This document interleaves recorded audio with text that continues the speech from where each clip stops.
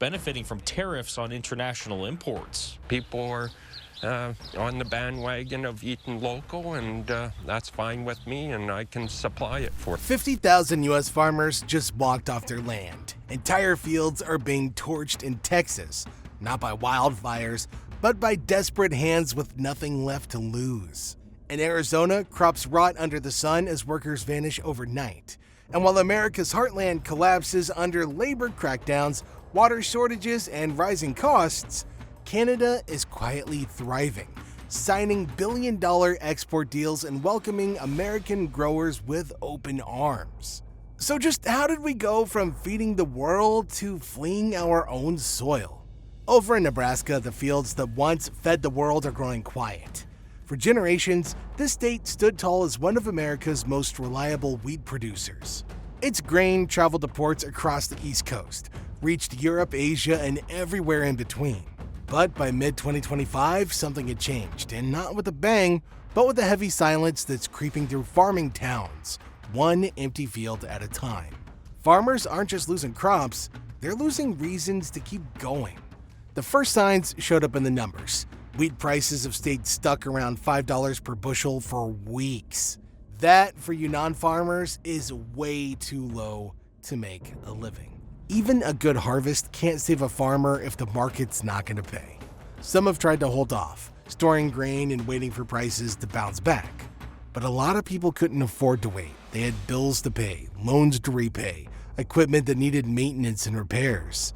Others decided not to plant at all this season, not because they've given up on farming, but because it doesn't make financial sense to do it anymore. You talk to any farmer and they're going to tell you that banks aren't helping either. Credit used to be a lifeline. Farmers could borrow money to cover seed, fuel, fertilizer, and survive until the next harvest. But today, a lot of banks in the region, especially smaller ones, are tightening the rules. They're only giving loans to farmers with export contracts or guaranteed buyers. And in today's volatile market, those guarantees are disappearing. After the NATO summit earlier this year, tensions flared between the US and several European countries. That naturally made global buyers nervous, and some of them started pulling out of US grain contracts, shifting their focus to Canadian suppliers instead. And some of that has been just with the threat of the tariffs. Farmers say President Trump's tariffs and the threat of tariffs have caused thousands of acres of tomatoes to go to waste because the cost to pack and pick them is more than what tomatoes are selling for. That shift, it hit Nebraska hard. It was already struggling when another blow landed: fungus. Reports from 14 counties confirmed the spread of tar spot, a dangerous crop disease that targets corn and soybeans. Now, it doesn't hit wheat directly, but it did throw the entire crop rotation plans into sheer chaos. Farmers had to spend a lot more on pesticides. They had to shift strategies mid-season, and in some cases, they had to abandon their plans entirely.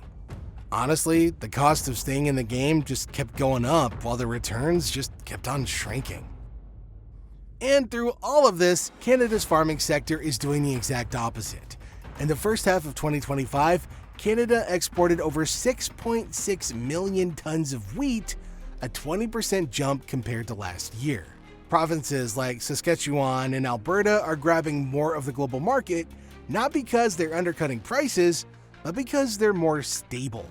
Their export policies are simple, their trade relationships are steady, their logistics systems are improving fast, and there's no drama.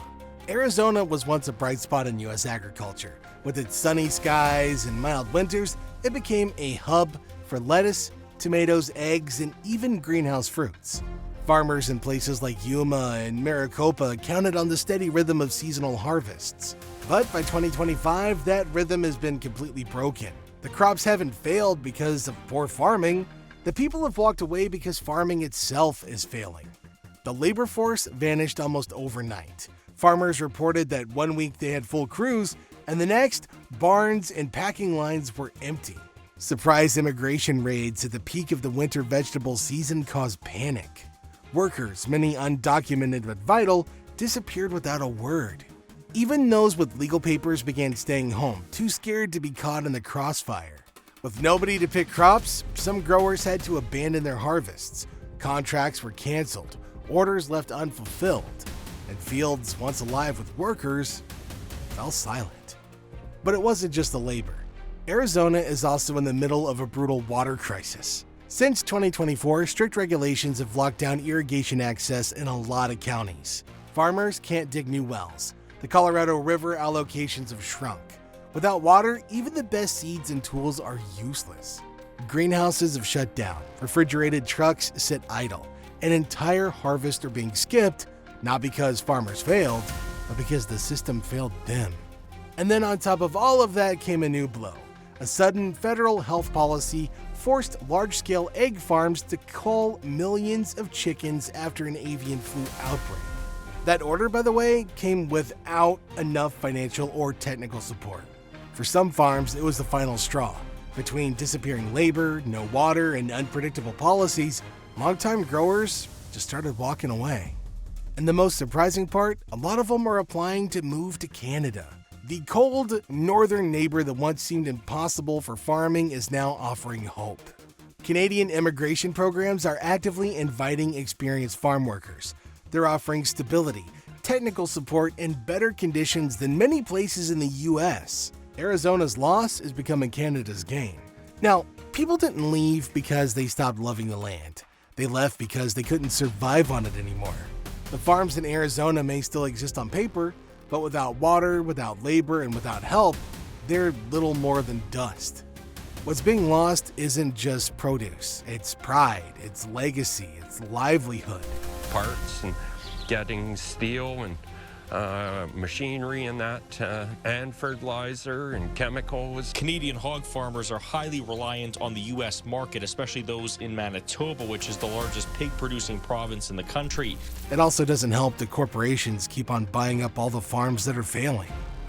Shifting gears, the Central Valley in California used to be one of the most productive agricultural regions in the world. For decades, it's where fruits, vegetables, and nuts were grown in massive quantities and shipped across the country and beyond. People called it the fruit basket of America, and it earned that name. But in 2025, that reputation is crumbling. More than 45% of medium-sized fruit farms in the region are operating below break-even. For a lot of growers, staying in the business isn't just hard, it's nearly impossible now. The biggest problem is cost.